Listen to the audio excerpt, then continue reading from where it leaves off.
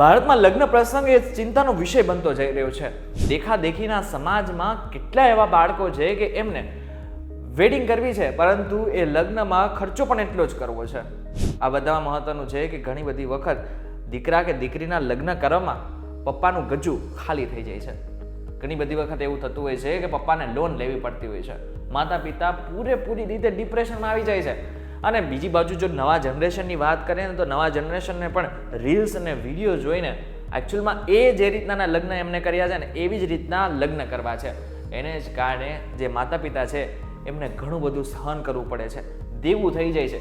છતાં પણ ઘણા બધા છોકરાઓ એ જ રીતના લગ્ન કરવા માંગે છે. પરંતુ એક સમાજ છે, રબારી સમાજ, કે જેમને એક ઉદાહરણ પૂરું પાડ્યું છે. અને ઉદાહરણ લગભગ આવનારા કેટલાય સમય સુધી બીજા સમાજને ઉદાહરણ પૂરું પાડતું રહેશે. ત્યારે આ રબારી સમાજે શું કર્યું છે અને શું એવું ઉદાહરણ પૂરું પાડ્યું છે એ જાણવા માટે આજનો આ વિડીયો પૂરો જોઈ લેજો. તમને બહુ મજા આવશે. અને હું એક વાત પાકી કહીશ કે આ વિડીયો તમે તમારા સમાજ સુધી ચોક્કસથી પહોંચાડશો.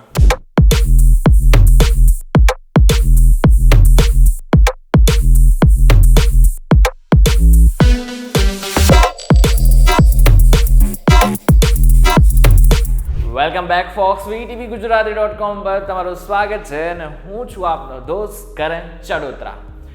રબારી સમાજ એક એવો સમાજ કે જેનો ઇતિહાસ ભગવાન શિવ સાથે જોડાયેલો છે. એક એવો સમાજ કે જેની ઇતિહાસની વાત કરે ને તો કદાચ ઇતિહાસમાં એવી વાતો છે કે જે સાંભળીને કોઈ પણ સમાજને ગર્વ ફીલ થાય.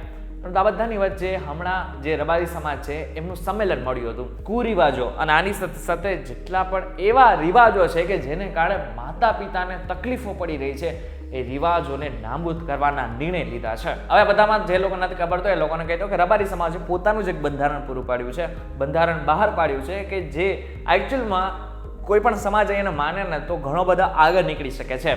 એમાંથી સૌથી પહેલો એમને નિર્ણય લીધો છે પહેરામણીને લઈને. અત્યારે આપણે ગુજરાતી લગ્નની વાત કરીએ ને તો જેટલો ખર્ચ પહેરામણીમાં થાય છે ને એટલો લગ્નનો ખર્ચ તો એકચ્યુઅલમાં સાદા લગ્ન કરીએ ને તો આખા લગ્નમાં થઈ જાય. હવે આમ જોવા જઈએ ને તો પહેરામણી કરવી એ કોઈ ખોટી રિવાજ નથી, કરવી જોઈએ. પરંતુ ગજા બારની પહેરામણી એ ખરાબ જ વસ્તુ કહેવાય. એટલા માટે થઈને હવે રબારી સમાજે નિર્ણય લીધો છે કે સગાઈ, લગ્ન, રાવણું અને શ્રીમંત જેવા શુભ પ્રસંગોમાં પહેરામણી માત્ર બંધ કવરમાં જ આપવાની રહેશે.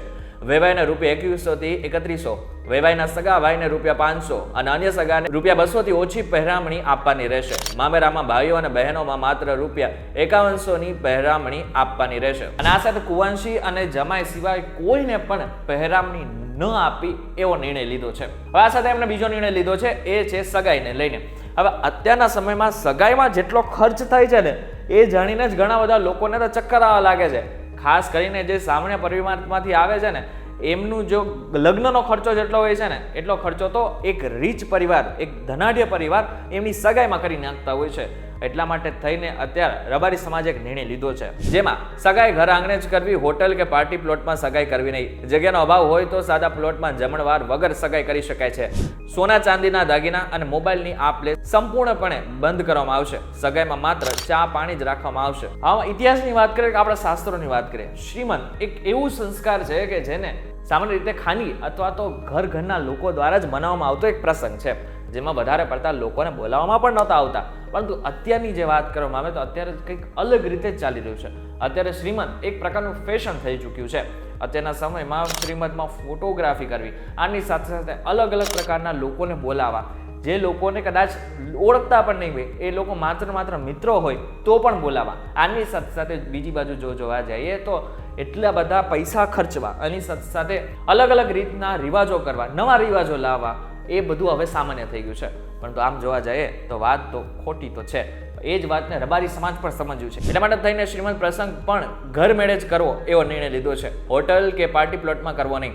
જગ્યાનો અભાવ હોય તો સાદી રીતે હોલમાં કરી શકાય છે. બાળકના જન્મ સમયે ઘરધણી સિવાય અન્ય કોઈ સગાએ કપડાં કે પેંડા લઈ જવા નહીં. બેબી શાવર કે અન્ય કોઈ જ ઉજવણી કરવી નહીં. આ સાથે શ્રીમંતમાં કોઈ પણ પ્રકારનું ઘરેણું કે સોનું આપવું નહીં. બાળકને કોઈ રમાડવા જાય ને તો પણ સોનાની કોઈ જ વસ્તુ આપવાની હવેથી જરૂર નથી. ત્રીજું અને મહત્વનો નિર્ણય લગ્ન પ્રસંગને લઈને. લગ્ન પ્રસંગમાં જે નિર્ણય આ રબારી સમાજે લીધો છે ને એને કદાચ હવે આવનારા કોઈ પણ સમાજ સાંભળશે ને તો ગર્વ પોતે મહેસૂસ કરશે, કારણ કે એમને પણ એમ થશે કે આવા નિર્ણય આપણા સમાજમાં પણ હોવા જોઈએ, જેમાં લગ્ન પ્રસંગે 5 થી 7 તોલા સોનું આપવાનું રહેશે, લાઈવ ગીત, બેન્ડ, ડીજે પાર્ટી રાખવી નહીં, વરઘોડામાં સાદું ડીજે અને ઘોડી રાખી શકાય, લગ્ન ગીત ગાવાની છૂટ રહેશે, નાસિક ઢોલ અને સાદા ઢોલની છૂટ રહેશે.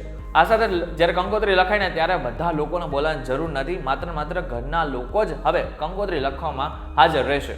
આ સાથે મહત્વનું છે કે વરવધુનો ચાંદલો 5 થી 10 લોકોની મર્યાદિત સંખ્યામાં જ કરવાનો રહેશે. હવે આ તો બધા થઈ ગયા મહત્વ નિર્ણયો, પરંતુ હજુ પણ કેટલાક એવા નિર્ણયો લીધા છે કે જે સામાન્ય નિર્ણયો છે પરંતુ મહત્વના છે. જેમ કે તમામ શુભ પ્રસંગોમાં તમામ પ્રકારની પેકિંગ પ્રથા અને મોબાઈલમાં સ્ટેટસ મૂકવાની પ્રથા સદંતર બંધ કરવામાં આવશે. બેફામ પહેરામણી બંધ કરવા અને જાહેરમાં મોટા બંડલો વહેંચતા અટકાવવા બંધ કવર પ્રથા ફરજિયાત કરવામાં આવી છે. હવે જેટલા પણ નવા નિર્ણયો લીધા છે ને 15 જાન્યુઆરી 2024 થી લાગુ પણ થઈ જશે.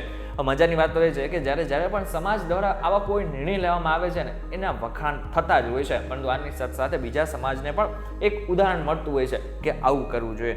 ત્યારે ઘણા બધા એવા સમાજ છે કે હજુ પણ એમાં કુરિવાજો છે. હવે ઘણી બધી વખત એ સમાજના કોઈ અગ્રણી દ્વારા એને ડામવાની કોશિશ કરવામાં આવતી હોય છે, પરંતુ સંપૂર્ણપણે એ સફળતા નથી મેળવી શકતા. પરંતુ રબારી સમાજ દ્વારા આ જે નિર્ણય લેવામાં આવ્યું છે ત્યારે હવે આગળના સમયમાં જેટલા પણ રબારી સમાજના લોકો હશે ને એઓ આ નિર્ણયને માનશે પણ ખરા, અને આગળના સમયમાં ખાસ કરીને એવા મા બાપને ફાયદો થશે કે જેમને એકચ્યુઅલમાં એમની પાસે પૈસા નથી પરંતુ એમના દીકરા કે દીકરીના લગ્ન કરાવવા છે. ત્યારે દેખાદેખીના સમાજમાં અને દેખાદેખીના પ્રસંગમાં જે રબારી સમાજે કરી બતાવ્યું છે ને એ ખરેખર વાહવાહીના લાયક છે. ત્યારે આ બાબતને લઈને તમારું શું કહેવું છે અમને કમેન્ટ કરીને ચોક્કસથી કહેજો. વિડીયો થકી જો તમને કોઈ ઇન્ફોર્મેશન મળી તો વિડીયોને લાઈક અને શેર જરૂરથી કરજો. તો આવા જ ઇન્ફોર્મેટિવ વિડીયોઝ માટે VTV Gujarati.com ની અમારી ચેનલને એકવાર સબસ્ક્રાઇબ કરી નાખજો.